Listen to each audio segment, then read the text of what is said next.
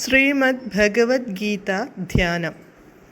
നാരായണം നമസ്കൃത്യ നരം ചൈവ നരോത്തമം ദേവീം സരസ്വതീം വ്യാസം തതോ ജയമുദീരയേത്.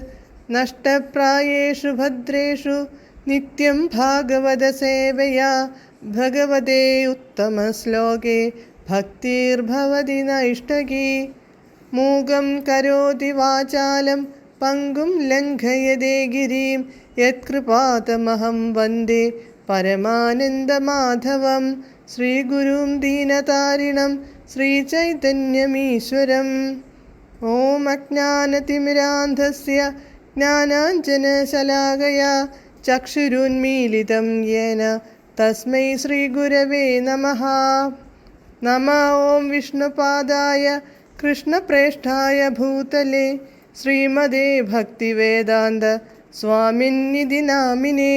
നമസ്തേ സാരസ്വതേ ദേവേ ഗൗരവാണി പ്രചാരിണേ നിർവിശേഷ ശൂന്യവാദി പാശ്ചാത്യദേശതാരിണേ. ജയ ശ്രീകൃഷ്ണ ചൈതന്യ പ്രഭു നിത്യാനന്ദ ശ്രീ അദ്വൈത ഗദാധര ശ്രീവാസാദി ഗൗരഭക്തവൃന്ദ. ഹരേ കൃഷ്ണ കൃഷ്ണ കൃഷ്ണ ഹരേ ഹരേ, ഹരേ രാമ രാമ രാമ ഹരേ ഹരേ. ഹരേ കൃഷ്ണ കൃഷ്ണ കൃഷ്ണ ഹരേ ഹരേ, ഹരേ രാമ രാമ രാമ ഹരേ ഹരേ. ഹരേ കൃഷ്ണ കൃഷ്ണ ഹരേ ഹരേ, ഹരേ രാമ രാമ ഹരേ ഹരേ. ഭഗവത്ഗീത യഥാരൂപം, അധ്യായം 11, വിശ്വരൂപം. ശ്ലോകം 3, പേജ് നമ്പർ 577. ഏവമേതദ് യഥാർത്ഥത്വം ആത്മാനം പരമേശ്വര ദ്രഷ്ടുമിച്ഛാമി തേ രൂപമൈശ്വരം പുരുഷോത്തമ. പദാനുപദം. പരമേശ്വര, അല്ലയോ സർവേശ്വര, ത്വം, അങ്ങ്, ആത്മാനം, അങ്ങയെപ്പറ്റി, യഥാ, എപ്രകാരം, ആഥ, പറഞ്ഞുവോ, ഏതദ് ഏവം, അത് അങ്ങനെ തന്നെയാണ്, തേ, അങ്ങയുടെ, ഐശ്വരം, ഐശ്വര്യമായ, രൂപം, രൂപത്തെ, പുരുഷോത്തമ, ഹേ പുരുഷോത്തമ, ദ്രഷ്ടും, ദർശിക്കുവാൻ, ഇച്ഛാമി, ഞാൻ ആഗ്രഹിക്കുന്നു. വിവർത്തനം.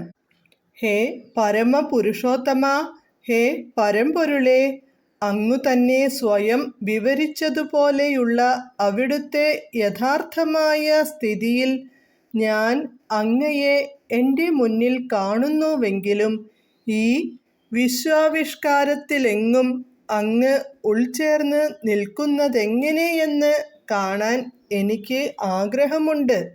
അങ്ങയുടെ ആ രൂപം എനിക്ക് കാണണം. ഭാവാർത്ഥം.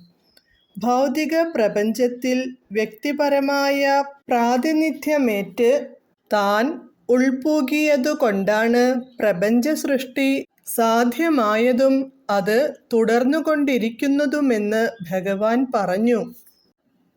അർജുനനെ സംബന്ധിച്ചിടത്തോളം അദ്ദേഹം കൃഷ്ണന്റെ പ്രസ്താവനകളാൽ പ്രചോദിതനാണെങ്കിലും വരും കാലങ്ങളിൽ കൃഷ്ണനെ ഒരു സാധാരണ മനുഷ്യനെന്ന നിലയിൽ മാത്രം കരുതിയേക്കാവുന്ന ജനങ്ങളിൽ വിശ്വാസമുളവാക്കുവാൻ വേണ്ടി അർജുനൻ ഭഗവാന്റെ വിശ്വരൂപം കാണണമെന്നാഗ്രഹിക്കുന്നു. പ്രപഞ്ചാന്തസ്ഥിതനാണെങ്കിലും അതിൽ നിന്ന് വേർപെട്ടു നിന്ന് അദ്ദേഹം പ്രവർത്തിക്കുന്നതെങ്ങനെയെന്ന് അറിയാനും ആഗ്രഹിക്കുന്നു.